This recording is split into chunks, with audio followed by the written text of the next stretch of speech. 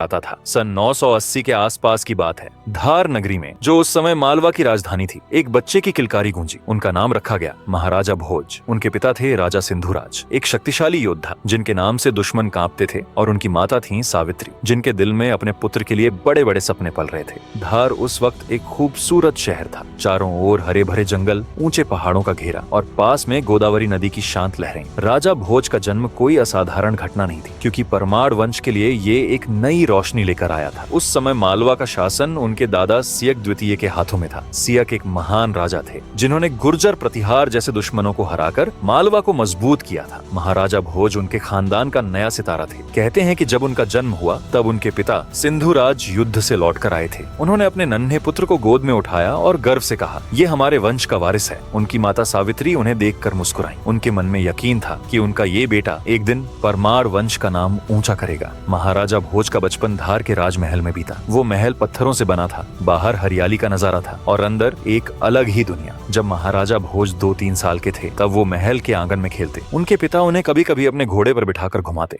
उनकी बड़ी बड़ी आंखें घोड़ों को देखकर चमक उठती थीं। उनकी माता सावित्री उन्हें पास बुलाती और कहानियां सुनाती राजा विक्रमादित्य की, जो कभी उज्जैन में राज करते थे। वो प्यार से कहती, हमारे भोज, तुम भी एक दिन ऐसे ही महान राजा बनोगे। महाराजा भोज चुपचाप सुनते और शायद उनके नन्हे मन में वो बातें गहरे तक उतर रही थीं। सन 985 तक जब भोज 5 साल के हुए तब उनके पिता ने उन्हें शायद योद्धा बनने की बुनियादी ट्रेनिंग शुरू करवा दी। परमार वंश में ये परंपरा थी कि राजकुमारों को बचपन से ही तलवारबाजी और घुड़सवारी सिखाई जाए। परमार राजा विद्या को भी सम्मान देते थे, तो भोज को 7 से 8 साल की उम्र से संस्कृत और शास्त्रों की पढ़ाई शुरू करवाई गई। लेकिन सन 991 तक जब भोज 11 साल के थे तब उनकी जिंदगी में एक बड़ा बदलाव आया। उनके पिता सिंधुराज की मौत हो गई। इतिहास में ये साफ नहीं कि वो कैसे